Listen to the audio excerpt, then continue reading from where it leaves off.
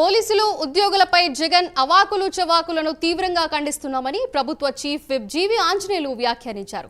11 సీట్లు ఇచ్చి ప్రజలు ఎప్పుడో జగన్ బట్టలూడదీశారని ధ్వజమెత్తారు. మళ్లీ అధికారంలోకి వస్తారని జగన్ పగటి కలలు కంటున్నారని ఎద్దేవా చేశారు. రోడ్డు మీద నడిపిస్తాము, వాళ్ళ సంగతి చూస్తామని చెప్పేసి ఎంప్లాయీస్ ని ఉద్దేశించి పోలీసులను ఉద్దేశించి అతి దారుణంగా మాట్లాడటం చాలా బాధాకరం. మాజీ ముఖ్యమంత్రి జగన్ గారు ఎంప్లాయీస్ ని అవమానకరంగా మాట్లాడుతున్నాడు. గతంలో ఆయన అధికారంలో ఉన్నప్పుడు కూడా అనేక పనులు ఎంప్లాయీస్ ని కించపరిచే విధంగా చేశాడు. సిన్సియర్ గా పనిచేసేటువంటి ఐఏఎస్ ఐపీఎస్ ఆఫీసర్లు కూడా ఇబ్బంది పెట్టాడు. అలాంటి ప్రోత్సహించాడు జగన్మోహన్ రెడ్డి పాలనలో. ఏ రోజన్నా మంచి ఆఫీసర్లకి అండదండలు ఇచ్చారా?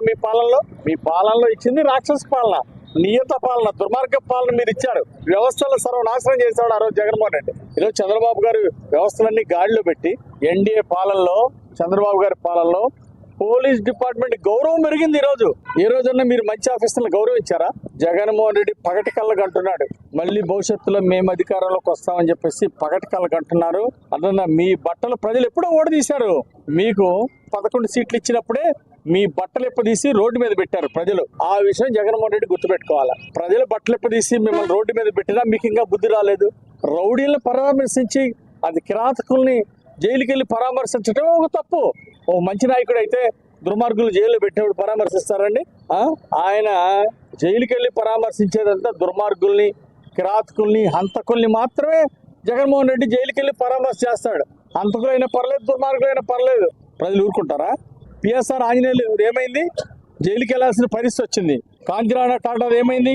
అట్లాగే నటి జత్వాని కేసులో తప్పులు చేసిన వాళ్ళందరూ కూడా అధికారులు ఐపీఎస్లు కూడా జైలుకి వెళ్లాల్సి వచ్చింది.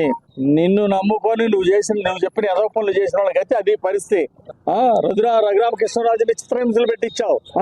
నువ్వేమో ఇంటికి పోయావు, ప్రజలేమో నీకు బట్టలు ఎప్పదీశారు. అట్లాగే ఎవరైతే రఘురామ త్రిపులాన్ని ఇబ్బంది పెట్టారో, ఎవరైతే నటి జత్వాని కేసులో తప్పుడు పనులు చేశారో అలాంటి వాళ్ళందరూ కూడా జైలుకి వెళ్లాల్సిన